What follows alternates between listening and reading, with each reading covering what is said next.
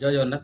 ଆଜି ଆମେ କିଛି ଅନାଲୋଚିତ ବିଷୟ ଯାହା ସାଧାରଣତଃ ଲୋକଲୋଚନରୁ ବହୁତ ଦୂରରେ ସେ ବିଷୟରେ ଆଲୋଚନା କରିବା। ଯେମିତି ଆମେ ସମସ୍ତେ ଜାଣନ୍ତି ଚେତକ ବିଷୟରେ। ଚେତକ ହେଉଛି ମହାରାଣା ପ୍ରତାପଙ୍କର ପ୍ରିୟ ଅଶ୍ୱ, ଆଉ ଯାହାର କରାମତି ଆପଣ ସମସ୍ତେ ଜାଣନ୍ତି। କିନ୍ତୁ ସେହିପରି ଆଉ ଜଣେ ଅଶ୍ୱ ଥିଲେ ଯାହା ନାଁ ହେଉଛି ଶୁଭ୍ରକ, ଯାହା ବିଷୟରେ ଆମେ କେହି ଜାଣନ୍ତିନି।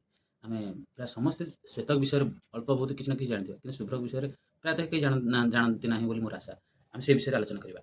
1200 ଶତାବ୍ଦୀ ସମୟ ମହମ୍ମଦ ଘୋରୀର ଆକ୍ରମଣ ପରେ ମହମ୍ମଦ ଘୋରୀର ଜଣେ ଚାକର ବା ଦାସ ଥିଲେ, ଯିଏ ସେତେବେଳେ ଲାହୋରର ରାଜା ଥିଲା। ତା ନାଁ ହେଉଛି କୁତୁବୁଦ୍ଦିନ ଆଇବାକ। ଆଉ ସେ କୁତୁବୁଦ୍ଦିନ ଆଇବାକ ଜଣେ ଏମିତି ରାଜା ଥିଲେ, ପିଲାବେଳୁ ଅତ୍ୟନ୍ତ ଧୁରୀଣ ଥିଲେ। ଧନୁ ତୀରଠୁ ଆରମ୍ଭ କରି ଅସ୍ତ୍ରଶସ୍ତ୍ର ବିଦ୍ୟାରେ ବହୁତ ପାରଙ୍ଗମ ଥିଲା।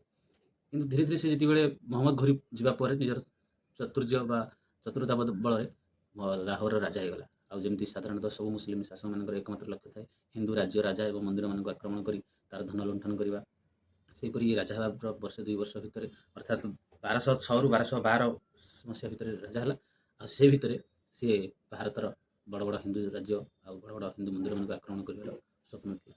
ସେହି ସ୍ୱପ୍ନର ପୂରଣ କରିବା ପାଇଁ ସେ ପ୍ରଥମେ ଆକ୍ରମଣ କରିଥିଲା ଉଦୟପୁରର ରାଜପ୍ରସାଦକୁ। ଆଉ ଉଦୟପୁର ରାଜପ୍ରସାଦର ସେତେବେଳେ ଉଦୟପୁରର ରାଜକୁମାର ଥାନ୍ତି କୁମାର କରଣ ସିଂ, ଯାହାଙ୍କର ଏକ ପ୍ରିୟ ଅଶ୍ୱ ଥିଲା ବା ଘୋଡ଼ା ଥିଲା, ଯାହାର ନାଁ ଥିଲା ଶୁଭ୍ରକ। ସେ ଅତ୍ୟନ୍ତ ସ୍ୱାମୀ ଭକ୍ତ, ଚତୁର ଏବଂ କର୍ମ ନିପୁଣ ଥିଲା, ଯାହାକୁ କି ସେ ପ୍ରତି ମୁହୂର୍ତ୍ତରେ ନିଜ ସାଥିରେ ନେଇକି ଯାଆନ୍ତି ବା ଆରୋହଣ କରନ୍ତି।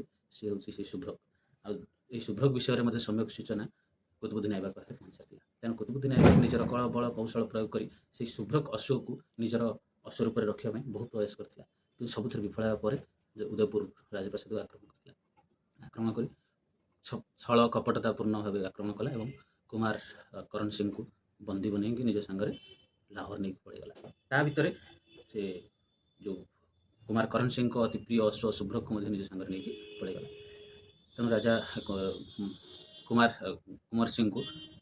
କରଣ ସିଂଙ୍କୁ ସେ ଲାହୋରରେ ଏକ ବନ୍ଦୀଶାଳାରେ ରଖିଥିଲେ।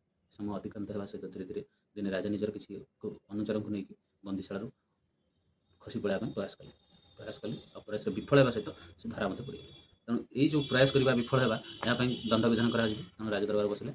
ରାଜଦରବାରରେ ଦଣ୍ଡ ନିର୍ଦ୍ଦିଷ୍ଟ ହେଲା ଯେ କୁମାର କରଣ ସିଂଙ୍କ ଶିରଚ୍ଛେଦ କରାହେବ, ଅର୍ଥାତ୍ କବନ୍ଧ କରାହେବ ଏବଂ ତାଙ୍କ ସେହି ଶିରକୁ ବା ମୁଣ୍ଡକୁ ନେଇକି ସେମାନେ ପୋଲ ଖେଳିବେ।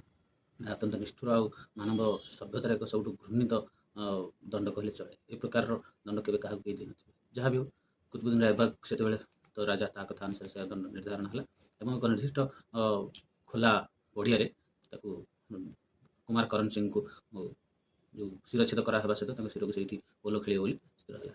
ତାର ଦିନ 2 ଦିନ କି 5 ଦିନ ପରେ ସମସ୍ତେ ଲୋକ ସେଠି ଏକାଠି ହେଲେ ଏହି ପୋଲ ଖେଳ ଦେଖିବା ପାଇଁ। ସମସ୍ତଙ୍କ ଯେଉଁମାନେ ହିନ୍ଦୁ ଥିଲେ ସେମାନେ ଅତ୍ୟନ୍ତ ଦୁଃଖୀ ଆଉ କିନ୍ତୁ ଯେଉଁମାନେ ଏହିସବୁ କର୍ମ ପାଇଁ ଆଗଭର ସେମାନେ ଅତ୍ୟନ୍ତ ଉଲ୍ଲାସିତ ଆଉ ଉଚ୍ଛ୍ୱସିତ ଥିଲେ। ତ ସକାଳୁ ସମସ୍ତଙ୍କୁ ଆଣି ସେଠି ଉପସ୍ଥିତ କରାଗଲା। ଯେଉଁ ରାଜା କରଣ ସିଂଙ୍କୁ ମଧ୍ୟ ସେଠି ଉପସ୍ଥିତ କରାଗଲା ଦଣ୍ଡିତ କରାଯିବା ପାଇଁ। ସେପଟେ ଯେ କୁତୁବୁଦ୍ଦିନ ଆଇବାକ ନିଜର ସୈନ୍ୟ ସାମନ୍ତ ସହ ଶୁଭ୍ରକ ଅଶ୍ୱ ଉପରେ ଆରୋହଣ କରି ସେହି ପଡ଼ିଆରେ ଉପସ୍ଥିତ ହେଲା। ଉପସ୍ଥିତ ହେବା କଥା କୁମାର କରଣ ସିଂ ଜାଣିଥିଲେ ଯଦିଓ ଶୁଭ୍ରକକୁ ଅପହରଣ କରି ନିଆଯାଇଛି ନିଜଠାରୁ, ତଥାପି ସେ ଜାଣିନଥିଲେ ଯେ ସେଦିନ ସେ ଶୁଭ୍ରକକୁ ଆରୋହଣ କରିକି ସେହି ସ୍ଥାନରେ ଉପସ୍ଥିତ ହେବେ। ସେ ଯେମିତି ଦେଖିଲେ ମୋ ଶୁଭ୍ରକ ଉପରେ ଆଉ ଜଣେ କିଏ ଆରୋହଣ କରିଛି, ସେ ସାଙ୍ଗେ ସାଙ୍ଗେ ସେ ଶୁଭ୍ରକର ନାଁ ଧରି ଚିତ୍କାର କଲେ। ଶୁଭ୍ରକ 3 ଥର ଡାକିଲା ପରେ ଶୁଭ୍ରକ ମତଗଜ ପ୍ରାୟ। ତାକୁ ଆଉ କେହି ଆୟତ୍ତ କରାୟତ୍ତ କରିବାର କ୍ଷମତା ନଥିଲା କାହା ପାଖରେ। ସେ ଏତେ ଅନାମନା ହେଇସାରିଥିଲା ଯେ ସେ କାହାରିକୁ ବି ହତ୍ୟା କରିବା ପାଇଁ ପଛେଇଲାନି। ନିଜ ପିଠିରେ ବସିଥିବା କୁତୁବୁଦ୍ଦିନ ଆଇବାକକୁ ତଳେ ପକାଇ ତା ଉପରେ ଯେଉଁ ପଦ ପ୍ରହାର କଲା, ସେଥିରେ କୁତୁବୁଦ୍ଦିନ ଆଇବାକର ପ୍ରାଣବାୟୁ ଉଡ଼ିଗଲା। ଆଉ ପ୍ରାଣବାୟୁ ଉଡ଼ିଯିବା ମାତ୍ରେ ପବନ ବେଗରେ ଦୌଡ଼ି ଆସି ନିଜ ମାଲିକ କୁମାର କରଣ ସିଂଙ୍କୁ ପୃଷ୍ଠରେ ବସି ଦୌଡ଼ିଲା ଉଦୟପୁର ରାଜପ୍ରାସାଦ। ଉଦୟପୁର ରାଜପ୍ରାସାଦ ପାଖରେ ଏକ ନିଶ୍ୱାସରେ ମାଇଲ ମାଇଲ ଦୂର ଅତିକ୍ରମ କରି ଉଦୟପୁର ରାଜପ୍ରାସାଦର ଦ୍ୱାର ଦେଖାଇ ଦଣ୍ଡାୟମାନ ଅଶ୍ୱ ଧୀରେ ଓହ୍ଲାଇ ପଡ଼ିଲେ ରାଜକୁମାର ଏବଂ ଅଶ୍ୱକୁ ଆଲିଙ୍ଗନ କରିବା ସହ ଅତ୍ୟନ୍ତ ଭାବବିହ୍ୱଳ ହୋଇ କୃତଜ୍ଞତା ଜ୍ଞାପନ କଲେ ଜୀବନ ରକ୍ଷା କରିଦେଇଥିବାରୁ। ଯେତେବେଳେ ତାର ପିଠିରେ ହାତ ଥାପୁଡ଼େଇଲେ, ଦେଖିଲେ ଅଶ୍ୱ ଆଉ ଅଶ୍ୱ ହୋଇକି ନାହିଁ, ଏକ କାଠ ଓ ପାଷାଣର ମୂର୍ତ୍ତି ପାଲଟି ଯାଇଛି।